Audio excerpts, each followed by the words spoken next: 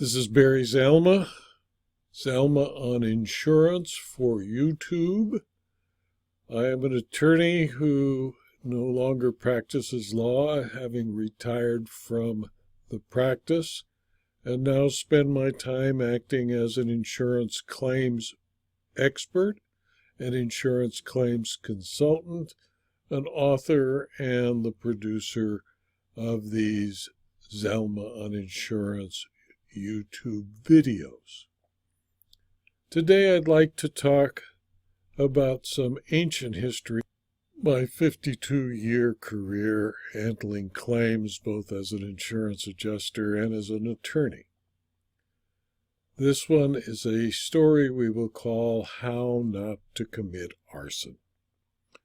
Most people do not understand how hard it is to set fire to a house or other structure that it destroys the entire dwelling and its contents.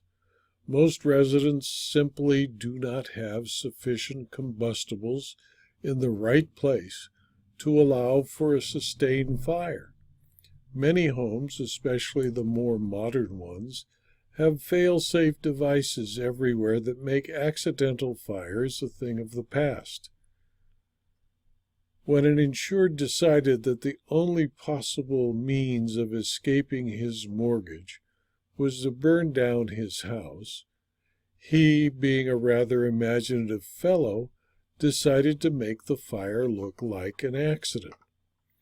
On leaving his house in the afternoon, he opened the gas jets on the stove, blew out the pilot light on his gas dryer and water heater, and set the thermostat on his electronically ignited furnace to 80 degrees Fahrenheit. It was a hot summer day, but he assumed it would eventually cool off a little. The thermostat would kick on the furnace, and the electronic starter would ignite the entire house. What he did not count on was the Southern California's Santa Ana winds that brought heat from the desert and kept the outside temperature in the hundreds all day and into the night. The insured could not anticipate that a neighbor with clear sinuses would smell the gas, turn it off at the meter, and save his house. Of course, when the insured returned home, he had to hide his disappointment that the house was still there. Undaunted, however, he tried again the next week. This time he took no chances.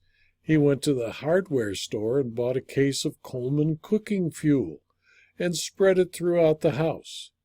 Then he tore up a book of paper matches so that there was no cover, only matches. He lit a cigarette and placed it low between the matches and left the house confident that when the cigarette burned down, it would ignite the match heads and burn down the house. He was again sorely disappointed when he returned home to find the house still there. The would-be arsonist had his innocent wife with him as an alibi. When they entered the house, she became hysterical at the sight of the flammable liquids poured throughout the house. She insisted that he report the incident to the fire department. He wouldn't do it, so she, against his wishes, called in the arson investigators. One of the investigators said to her, "Boy, you were lucky. The idiot who tried to set fire to your house set his fuse upside down."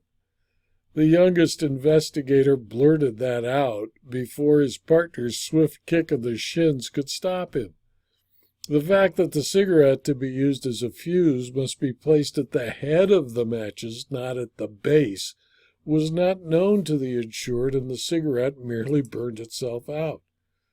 The insured learned a lesson from the arson investigator. The house burned down almost totally 2 days later.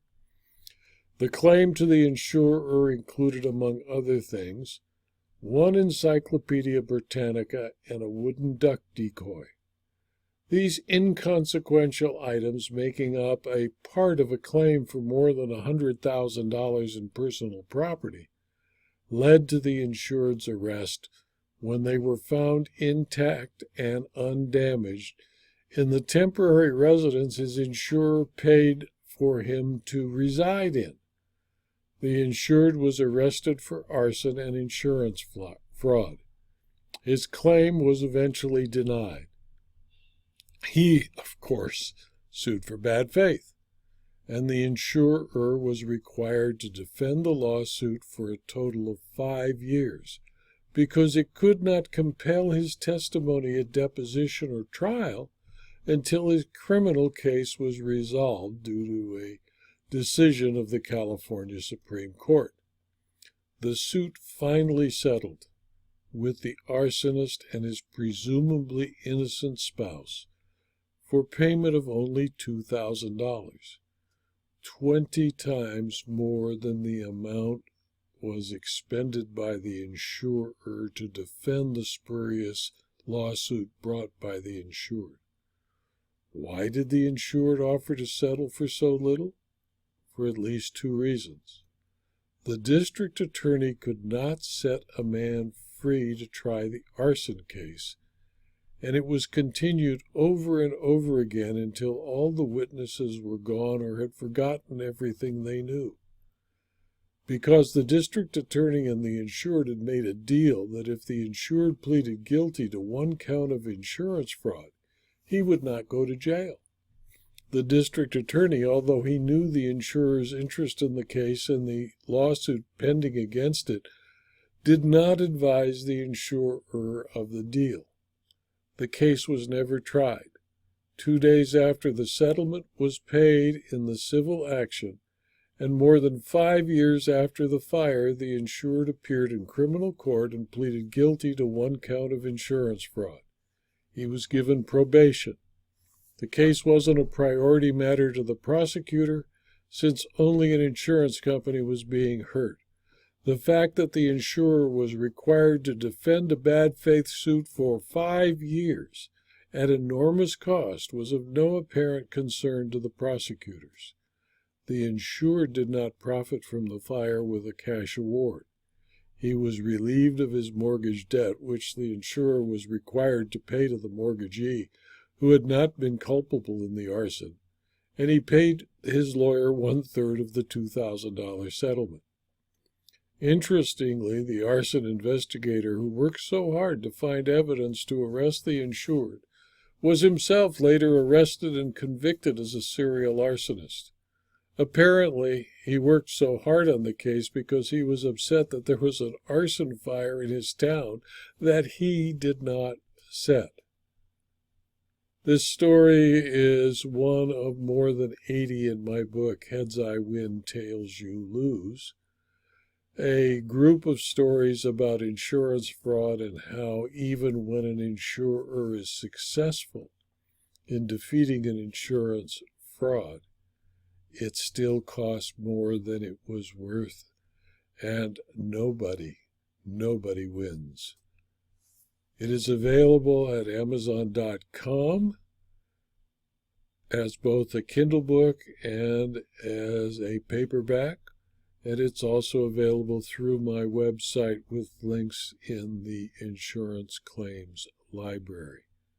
If you enjoyed this story and found it useful and interesting, please subscribe to my YouTube channel.